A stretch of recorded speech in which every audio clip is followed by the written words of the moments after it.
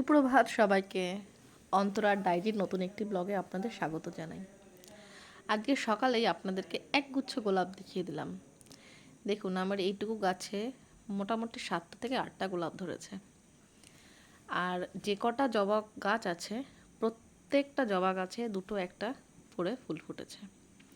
এখন একসাথে এতগুলো ফুল পাওয়া যায় যে ঠাকুরের সিংহাসনটা ভরে ওঠে। আর এই গাছটা আমার সব থেকে পুরনো জবা গাছ, যেটা আপনারা সবাই জানেন। প্রায় 10-12 বছর বয়স আছে।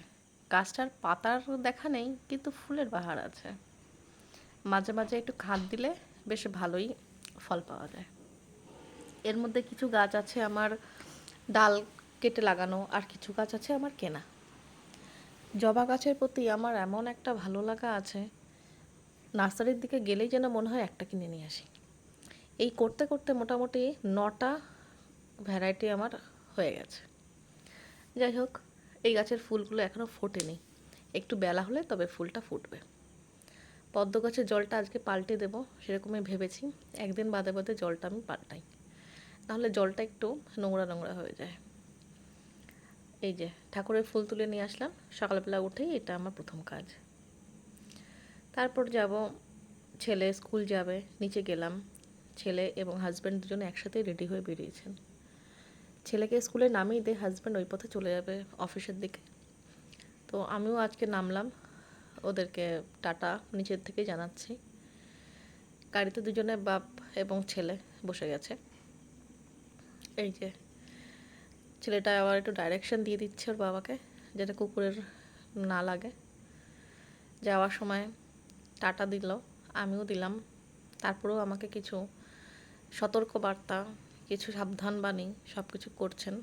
এটা বলছেন, ওটা বলছেন, যে তুমি ফোন করলে আমি এখান থেকে ধরবো, এইভাবে ধরবো, হ্যাঁ, স্পিকারে কথা বলবে না, আমি শুনতে পাই না, ইত্যাদি ইত্যাদি।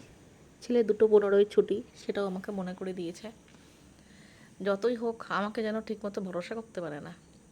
আসলে ছেলেটাকে দিয়ে আসা এবং নিয়ে আসা দুটোই তো হাজব্যান্ড করেছে এতদিন।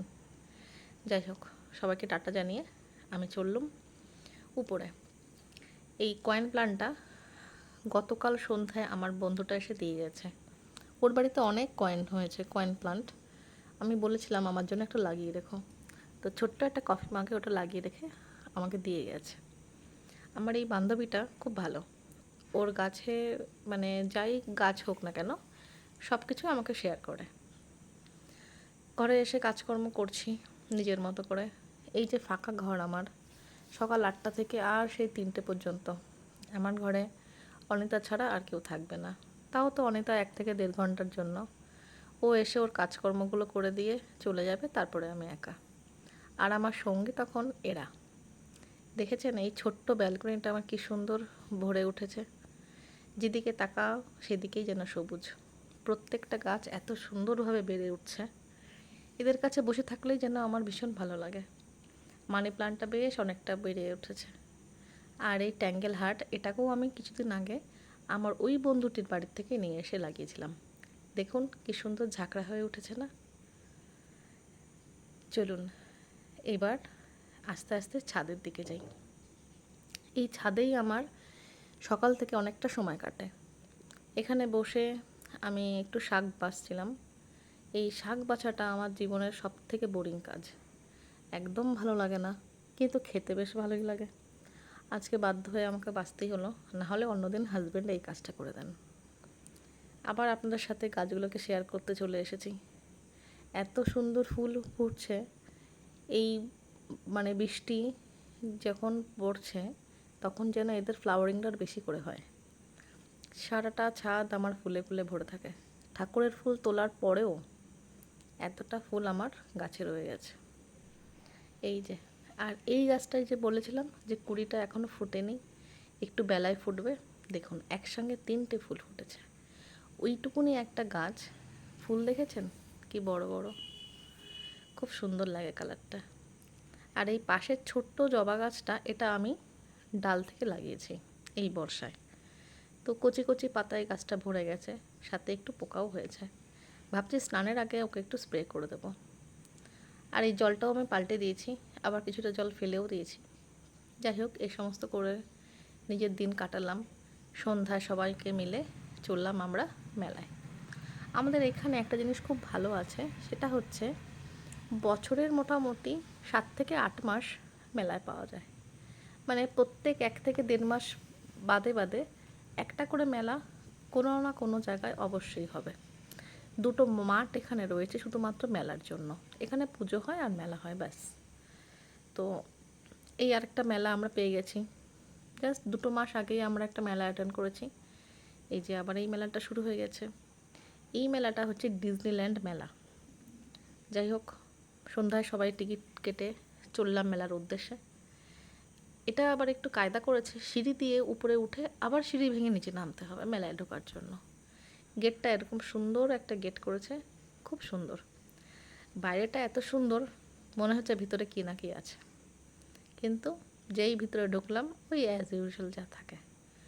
এত মেলা দেখেছি আমরা এখানে এবং দেখে থাকি, তো রিপিটেড সেই মেলার মানুষগুলোই মানে দোকানদারদেরকেও যেন চেনা হয়ে গেছে এমন। যাই হোক, বেশ ভালো জিনিস এসেছে। বেতের অনেক স্টক, কাঠের জিনিস আছে। তো প্রথম দিকে আমরা এই চলে গেছিলাম কাপ ডিশের দোকানটাতে। আমাকে তো ঢুকতে দিল না, বললো চলো এই দিক থেকে দেখি। আকাশটাকেও একটু আপনাদেরকে দেখিয়ে দিলাম। নেক্সট দিন যখন আসবো নিজের মতো করে, তখন আমি কাপ ডিশের ওখানটায় ঢুকবো। যাই হোক, চলে গেছিলাম আজকে খাদি সেন্টারে, খাদির দোকানে। মেলার মধ্যেই এরা অবশ্যই বসবে, দুটো একটা স্টল তো খাদির থাকেই। তো সেখান থেকে আমি আমার শ্বশুরমশাই এবং বাবা দুজনের জন্য দুটো কুর্তি টাইপের জামা নিলাম। তো সেটাই আর কি বলছিলাম যে দেখ, ছেলেকে বলেছিলাম যে দেখ পছন্দ কর, একটা তোর দাদুর জন্য, একটা ঠাকুরদার জন্য। যাই হোক, এই খাদির কোয়ালিটিগুলো খুবই ভালো, এমনি খাদি মেটেরিয়ালটা ভালোই হয়। এখান থেকে দুজনের জন্য দুটো দুটো 4টে জামা নিয়েছি। আর এইগুলো কেনাকাটি করে তারপর সোজা চলে গেছিলাম আজকে বেতের দোকানে। এত দোলনা, চেয়ার, সোফা, এটা হচ্ছে নাইট ল্যাম্প। তো ওটাই আমার বেশ ভালো লাগছিলো। আমি ওনাকে জিজ্ঞেস করছিলাম যে এটার কী সিস্টেম, কিভাবে ওটা লাইট জ্বালানো যাবে। তো উনি আমাকে, ভদ্রলোক আমাকে দেখাচ্ছিলেন যে এখান থেকে লাইটটা আপনি লাগাতে পারবেন, এখান থেকে আপনি এইভাবে এভাবে এটা করবেন। তো উনি এসছেন নিউ জলপাইগুড়ি থেকে, এত সুন্দর বাংলা কথা বলছে, আমার না বেশ ভালো লাগছিলো। মানে বাইরে থাকি তো, যতই হিন্দি কথা বলি না কেন, ঠিক বাংলা যেন একটু বেশি পছন্দের। যাই হোক, কেউ যদি বাংলা বলে আমি আর সেই সুযোগটা চাই না, বাংলা বলতে শুরু করে দিই। আর এই ভদ্রলোক উনি আমাকে দেখাচ্ছিলেন যে এইভাবে এটা হচ্ছে সিস্টেম, এইভাবে খুলতে হয়। আচ্ছা, মোটামুটি এটা দেখে নিয়েছি, কিন্তু এখনও কিনিনি। কিনেছি আজকে ছোট্ট একটা ফলের ঝুড়ি। আজকে এটা দেখে নিলাম, ভাবলাম ঠিক আছে, আজ যখন সবই কিনে নেব তাহলে নেক্সট দিনে এসে কী কিনবো, ওটা দেখে শুনে রেখে দিয়েছি নেক্সট দিনের জন্য। অনেক স্টক ছিল এদের। যাই হোক, এইগুলো 300 টাকা করে দাম বলছে। এইগুলো দেখাশোনা হয়ে গেল, কিছু কেনাকাটিও করলাম। তারপর সোজা গেলাম ভেলপুরির দোকানে। তো ভেলপুরি খাইনি, খেয়েছি হচ্ছে পাপড়ি চাট। পাপড়ি চাটটা বেশ ভালোই বানায়। প্রথমে 1 প্লেট নিয়েছিলাম, তারপরে এত ভালো লাগলো বলে আরেকটা প্লেট নিয়েছি। আমি আর আমার ছেলে দুজনে মিলে খেলাম। আমার হাজব্যান্ড আবার এইগুলো খান না, উনি বাড়ির খাবার ছাড়া কিছুই খান না।